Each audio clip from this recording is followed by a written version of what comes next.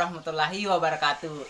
Kami dari Sekolah Tinggi Manajemen Informatika Komputer Yayasan Lama Populer Sopeng. Pada kesempatan kali ini, kami akan mempresentasikan tentang Simulation and Augmented Reality yang beranggotakan 13 orang. Saya sendiri, Asringga, sebagai moderator. Berikut nama-nama anggota kelompok kami.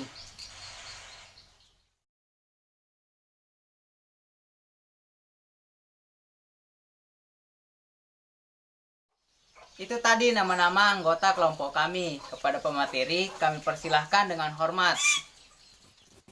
Assalamualaikum warahmatullahi wabarakatuh. Saya akan mempresentasikan mengenai simulasi. Simulasi merupakan proses yang diperlukan untuk operasionalisasi model atau penanganan model untuk meniru tingkah laku sistem yang sesungguhnya. Dalam metode simulasi dapat memperkirakan dampak dari suatu keputusan yang diambil. Tetapi harus diketahui di mana dan kapan simulasi ini dapat diterapkan. Jadi, simulasi adalah tindakan menggunakan model. Kemudian, dirancang skenario percobaan guna mendapatkan hasil simulasi yang kelak diolah menjadi jawaban atas sistem nyatanya. Simulasi dapat memperkirakan dampak dari suatu keputusan yang diambil.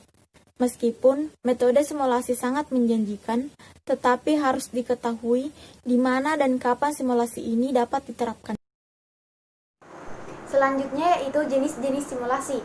Yang pertama, simulasi analog. Simulasi analog adalah menggantikan lingkungan fisik yang asli dengan lingkungan fisik tiruan yang lebih mudah untuk dimanipulasi. Simulasi ini mempergunakan representasi fisik untuk menjelaskan karakteristik yang penting dari masalah. Contohnya, ruang tanpa bobot disimulasi dengan ruang penuh air. Yang kedua, simulasi matematik, yaitu meniru sistem dengan matematik untuk mendapatkan ciri operasi sistem melalui eksperimen.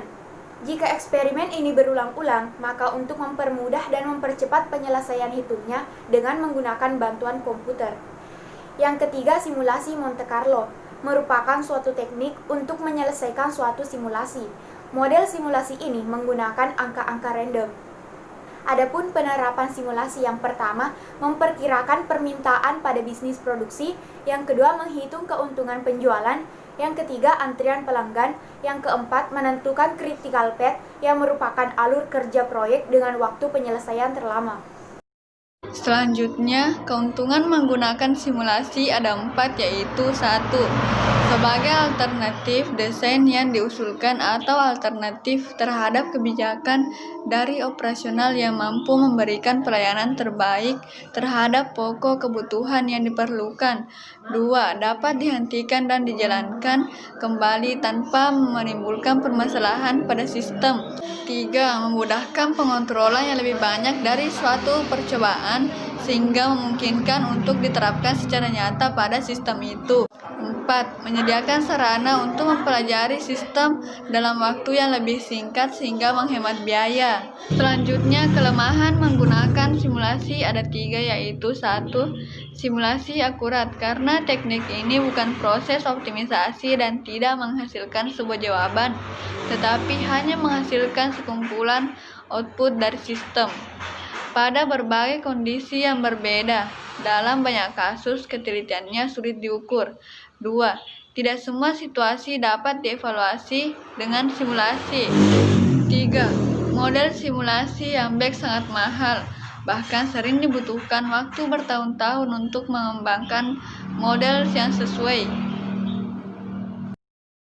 Oke, saya akan melanjutkan materi sebelumnya, yaitu Augmented Reality. Augmented Reality adalah teknologi yang memperluas dunia fisik kita dengan cara menambahkan lapisan informasi digital ke dalamnya. Dengan kata lain, Augmented Reality adalah kenampakan lingkungan fisik dunia nyata dibarengi dengan gambar yang dihasilkan komputer sehingga mengubah persepsi realitas. Adapun cara kerja Augmented Reality, yaitu Augmented Reality dapat ditampilkan pada berbagai perangkat seperti kacamata, layar ponsel, dan sebagainya. Agar perangkat berfungsi dengan baik, sejumlah data tertentu dalam bentuk video, gambar, animasi, dan model 3D perlu digunakan. sehingga orang bisa melihat hasilnya dalam cahaya buatan dan alami. Air menggunakan teknologi SLAM, sensor, dan pengukuran kedalaman. Misalnya, mengumpulkan data sensor untuk menghitung jarak dan lokasi sensor ke objek. Baiklah, saya akan melanjutkan materi dari teman saya tadi, yaitu jenis teknologi argument reality. Yang pertama, marker-based argument reality. Marker-based argument reality menggunakan kamera dan beberapa jenis penanda visual, seperti kode QR atau 2D. Teknologi ini akan menghasilkan output hanya ketika marker dirasakan oleh pembaca. Aplikasi marker-based menggunakan kamera pada perangkat untuk membedakan marker dari objek dunia nyata lainnya. Pola sederhana seperti kode QR digunakan sebagai marker karena dapat dengan mudah dikenali dan tidak memerlukan banyak effort untuk membaca. Yang kedua, projection-based argument reality. Projection-based argument reality bekerja dengan cara memproyeksikan cahaya buatan ke permukaan real. Aplikasi teknologi ini memungkinkan interaksi manusia dengan mengirimkan cahaya ke permukaan real dan kemudian merasakan interaksi manusia atau sentuhan dari cahaya yang diproyeksikan. Aplikasi lain yang menarik dari teknologi ini adalah penggunaan teknologi plasma laser untuk memproyeksikan hologram interaktif 3 dimensi atau 3D di udara. Yang ketiga, markerless argument reality. Sebagai salah satu aplikasi argument reality yang diimplementasikan secara luas, markerless argument reality menggunakan GPS, kompas digital, pengukuran kecepatan atau akselerometer yang tertanam dalam perangkat untuk menyediakan data berdasarkan lokasi kamu. Kekuatan di balik teknologi markerless argument reality adalah ketersediaan fitur pendeteksi lokasi pada smartphone. Yang keempat, superimposition-based argument reality. Superimposition-based argument reality mampu mengganti sebagian atau seluruh tampilan asli dari suatu objek dengan pandangan yang baru dan ditambah dari objek yang sama. Pendeteksian objek memainkan peran penting karena aplikasi tidak dapat menggantikan tampilan asli dengan argumen jika tidak dapat menentukan apa objek itu. Contoh yang dihadapi konsumen akan argumen reality berbasis superposisi dapat ditemukan dalam katalog furniture argument reality IKEA. Selanjutnya yaitu komponen-komponen augmented reality. Komponen pertama yaitu kamera dan sensor. Kamera dan sensor digunakan untuk mengumpulkan informasi kalibrasi pengguna dan mengirimkannya untuk diproses. Kamera pada gadget memiliki kemampuan untuk memeriksa lingkungan dan dengan data tersebut akan mampu menemukan barang fisik dan menghasilkan model 3D. Komponen kedua yaitu proyeksi. Komponen ini mengacu pada proyektor yang lebih kecil dari yang biasa ada pada headset AR, yang mengambil informasi dari sensor dan memproyeksikan ke konten yang terkomputerisasi. Selanjutnya yaitu augmented reality dapat diterapkan dalam bidang yang pertama, hiburan. Augmented reality sekarang sudah dipakai di dunia entertainment.